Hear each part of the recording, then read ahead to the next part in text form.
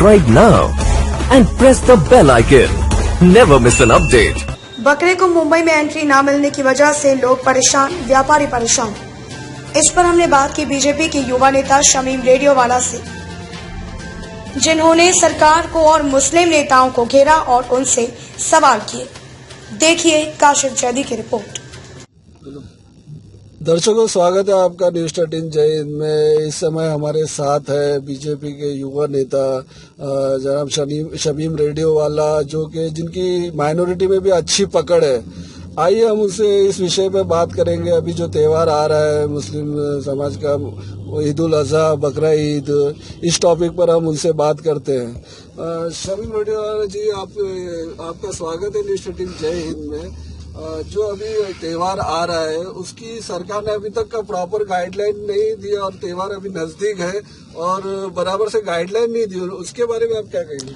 देखिए, सबसे बड़ी बात तो मैं एडवांस में लोग सबको, हम मुसलमान भाइयों को ईद की मुबारकबाद देता हूं।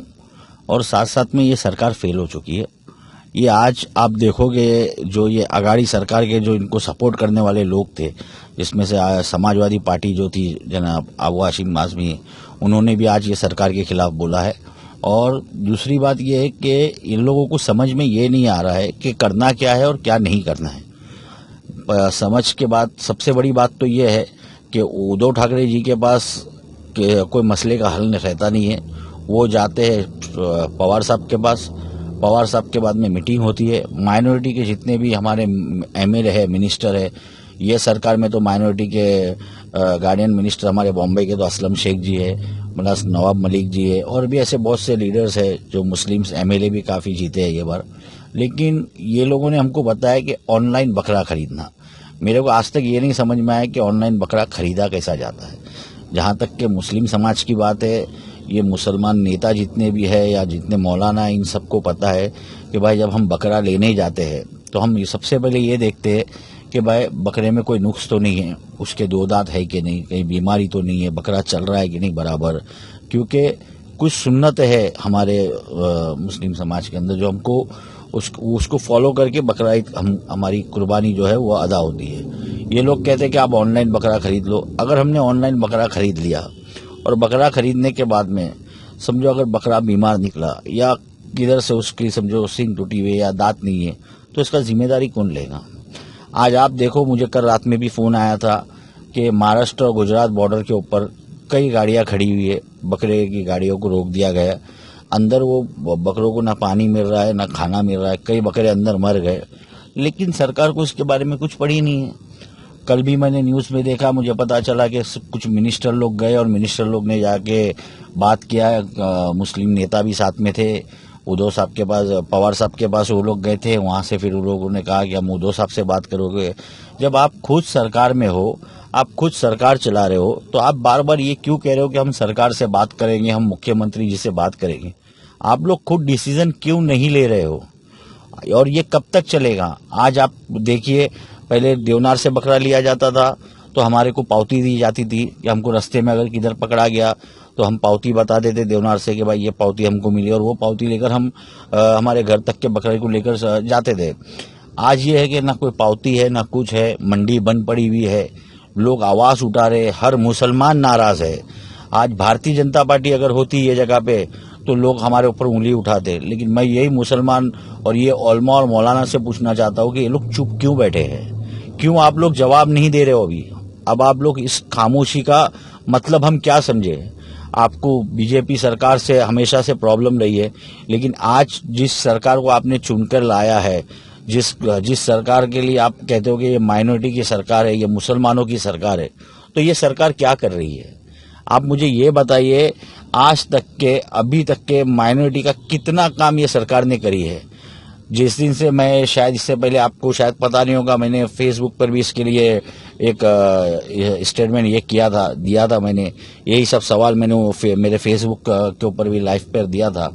तब मैंने यही सवाल असलम शेख जी से भी पूछा था, तो पता चला दूसरे दिन असलम शेख जी क्वारंटाइन हो गए कि उनको कोविड हो गया। मेरा किसी पर्सनल नहीं, अल्लाह उनको जल्द से जल्द ठीक करे। लेकिन बोलने का मतलब ये है कि ये सरकार पूरी तरह से फेल हो चुकी है और ये सरकार सिर्फ और सिर्फ, मैं तो देखता हूँ ये लोग कुछ काम कर नहीं रहे, यहाँ से वहाँ घूम रहे, मजे कर रहे हैं। और जनता जो आज परेशान है वो परेशानी है। आज आप बकरा ईद के दिन देखना आप क्या होगा।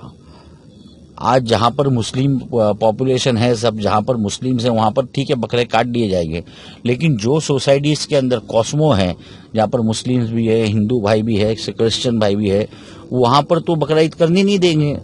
बट ऑब्वियसली वो हर कोई ना कोई कॉल करके बताएगा कि भाई यहाँ पर बकरा कट रहा है, और पुलिस वाले आके परेशान करेंगे। आज पुलिस वाले इसके ऊपर डिसीजन नहीं ले रहे। बकरों की गाड़ी पकड़ी गई है। मुझे अभी फोन जब आया था मुझे पता चला कि भाई वो वहां पर एसपी साहब गाड़ी छोड़ने को तैयार नहीं है। गुजरात और पालघर के पास में कहीं पर गाड़ी पकड़ी गई है, वहां पर पुलिस ये लोग गाड़ी छोड़ने के लिए तैयार नहीं है। ये बोलते हमको ऊपर से ऑर्डर है। तो कौन सा ऑर्डर है, ऊपर से किसका ऑर्डर है? महाराष्ट्र में सरकार, इनकी सरकार है, ये क्या ऑर्डर दे रहे हैं कि हमारा बकरा ईद हम नहीं करें? आप बोल दीजिए हमें स्पष्ट रूप से कि भाई आपको बकरा ईद नहीं करना है, हम नहीं करेंगे। हमने पूरे रमजान में हमारी पूरी इबादत हमने घर पे की है। हमारे लोगों ने, हम मुसलमान भाइयों ने घर में रोजा खोला है, घर में नमाज पढ़ी है, घर में तरावी पढ़ी है, ईद भी हमने बहुत सुकून से घर में बनाई है। तो हम बकरा ईद के लिए भी कॉम्प्रोमाइज करने तैयार है, क्योंकि जो जब देश की ईद की बात होती है तो मुसलमान हमेशा हर चीज में आगे रहता है, ऐसा नहीं है। लेकिन कहीं ना कहीं यहाँ पर मैं आपको कहना चाहूंगा कि ये सरकार, ये निकम्मी सरकार, ये कुछ करने को तैयार नहीं है। और सिर्फ मुसलमान को जिस तरह से कांग्रेस आज इतने सालों से लॉलीपॉप देते आ रही है, अब इस वक्त ऐसा हो गया है कि शिवसेना, एनसीपी और कांग्रेस तीनों मिलकर हमको लॉलीपॉप दे रहे हैं। सभी में जैसे कि सरकार ने अपनी गाइडलाइन में ये जो त्योहार आ रहा है इसको प्रतीकात्मक सिंबॉलिक त्योहार कहा है, इसके बारे में आप क्या कहें? नहीं, देखिए अभी मैं आपको एक बात बताता हूँ। जो आप गाइडलाइंस की बात कर रहे हो, तो गाइडलाइंस में सिर्फ यही आया है इनकी तरफ से कि एक तो आपको घर में नमाज पढ़नी है, जो कि हमको भी पता है कि हमको घर में नमाज पढ़नी है। जब हमने ईद की नमाज भी घर में पढ़ी है, तो रमजान ईद की, तो बकरा ईद की भी बट ऑब्वियसली हम नमाज घर में ही पढ़ेंगे, क्योंकि मस्जिदें तो बंद है। आपको घर में नमाज पढ़नी है और आपको सुकून से बकरा ईद करना है। और बकरे जो है आपको रोड पे नहीं काटना है, जो हम पहले भी नहीं काटते थे रोड पे। हम जब भी, जहां पर भी, जो भी मोहल्ले में, गली में, बिल्डिंग में, सोसाइटी में, जहां भी ये लोग बकरा ईद करते थे, वहां पर लोग परमिशन लेके करते थे। तो ये गाइडलाइंस का जो मैं बार बार सुन रहा हूँ कि गवर्नमेंट ने गाइडलाइंस दी है, गवर्नमेंट ने गाइडलाइंस निकाली है, तो गाइडलाइंस कहाँ से निकाली है? और गाइडलाइंस में आपने प्रॉपर हमको क्या बताया है? आपने हमको ये बताया कि आपको बकरा कहाँ से लेना है, आपने हमको ये बताया कि बकरा लेने के बाद में अगर पुलिस आपको परेशान करती तो आपको क्या दिखाना है, आपने हमको ये बताया कि हमारे को परमिशन लेने के लिए क्या करना है। आज लोग परमिशन लेने जा रहे हैं तो डिस्पैच मार के पुलिस वाले रख रहे, उसका रिप्लाई भी नहीं दे रहे।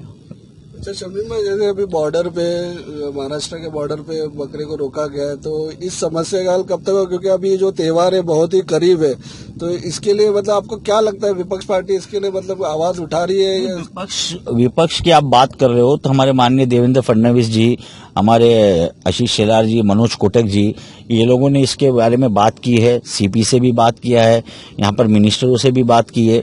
लेकिन मसला ये आ रहा है कि वहां पर जहां पर पुलिस लोगों से बात कर रहे तो वो यही जवाब दे रहे कि हमको ऊपर से ऑर्डर है। आज मैं यही बोलना चाहता हूं कि अगर यही भारतीय जनता पार्टी की सरकार रहती तो ये औलमा, मौलाना, ये लोग सब खड़े हो गए होते अब तक के। तो कि भारतीय जनता पार्टी, बीजेपी, नरेंद्र मोदी जी हमारे साथ गलत कर रहे हैं, ये गलत हो रहा है। आज क्यों चुप बैठे हैं?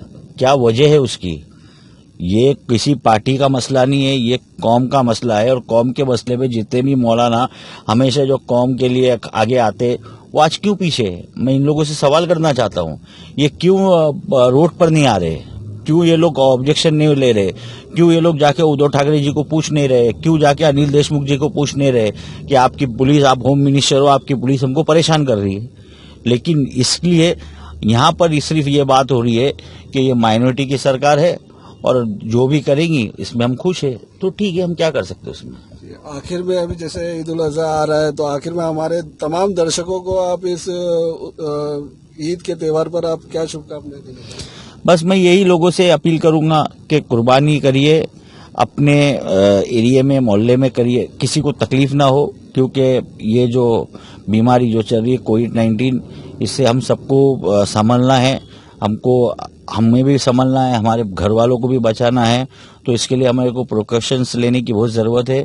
तो प्रिकॉशंस लेने के लिए सबसे बड़ा काम यही है कि हम अपने आप को जितना सेव कर सके सेव करें।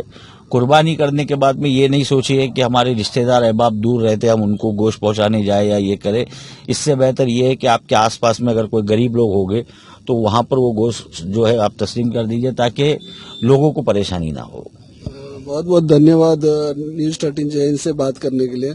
ये थे हमारे साथ युवा नेता बीजेपी के शमीम रेडियोवाला जी, जिन्होंने हमारे हर सवाल का जवाब दिया।